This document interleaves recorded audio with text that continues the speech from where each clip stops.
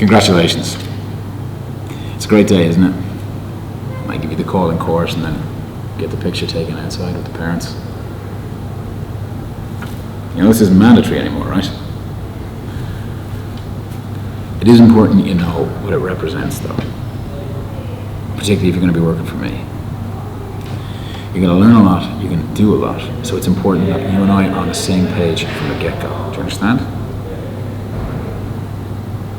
Let me give you an example of a difficult position I was put in not so long ago. Tough guy I was representing.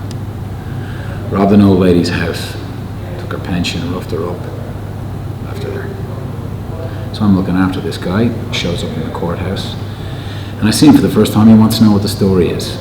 So I tell him, charged with burglary, charged with assault. And this guy is as rough as the hair on a badger's arse, all right? I mean, he's been through this process more times than I have. Probably recite the legislation to me. Anyway, when I told him burglary and assault, he goes, Jesus, it's not right. I've been in trouble with the law before, but they're out to get me. I wasn't even in the county. The county, he tells me. I was down with my mother in Cork. I can prove it. She'll come up here, she'll vouch for me. And I've heard all this shit 4,000 times, so I said, all right. Anyway, case gets adjourned a few times, waiting for the guards to get all their ducks in a row. The usual bullshit. And every time I see this guy in the courthouse, at every single adjournment, he says the same shit to me. Jesus, Jack, it's a complete injustice. I wasn't even in the county. My mother will vouch for me. Fair enough.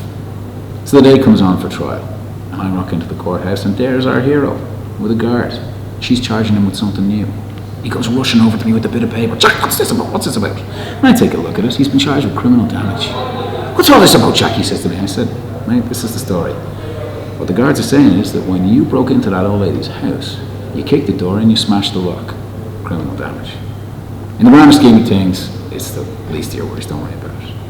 And he is fucking livid. He's got steam coming out of his ears, he's effing and blind. Jesus Christ, he says to me, the whores, the fucking bastards. I can't fucking believe it, Jack, it's a complete injustice. What's wrong with you? I said. He says, that fucking lock was already bust when I went through that fucking door. Do you like that? I love that story up here.